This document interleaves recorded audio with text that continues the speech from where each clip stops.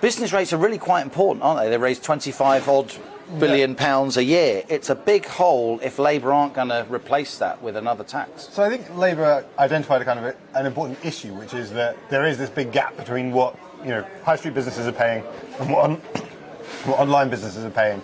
And so I think they're right to kind of point out that there is this issue that needs solving somehow.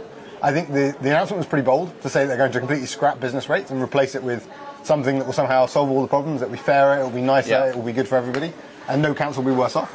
The big question is really now, what does that policy detail look like? What will they implement instead that can raise that kind of money, presumably from those businesses and some other businesses, which is how they're going to smooth it out, I assume, and also make sure that it goes back, because business rates affect local government, how they're going to then work out how to hand back money from central government to local government if they're doing something like a digital services tax that brings the money in centrally. That then needs to somehow be handed back and work out what that system looks like. Dan Hodges, you're a veteran, if I may say so, a distinguished veteran of many of these party conferences over the years.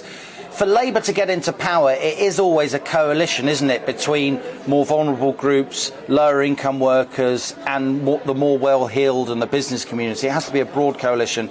Do you think power is shifting within the Labour Party as we get further and further away from Jeremy Corbyn's leadership towards business? Do you think Keir Starmer's starting to look a bit more Blairite? Well, he's certainly more pro-business than Jeremy Corbyn and appears more pro-business than Jeremy Corbyn, but then you'd be hard-pushed to find someone in politics who is perceived as being less pro-business than Jeremy Corbyn. So that sort of we'd be damning with slightly faint praise.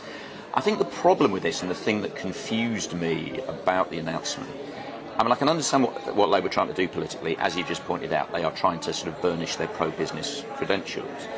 But there's another thing that I know Rachel Reeves is desperate to do, and that is to present Labour as a party that is fiscally credible, a party that can make make the books add up. And as we've just talked about with this announcement, you're taking away this sort of huge, as it were, tax take for government. But Labour's not saying what it's going to replace it by, and that is that obviously, literally the $30 billion question, if you like.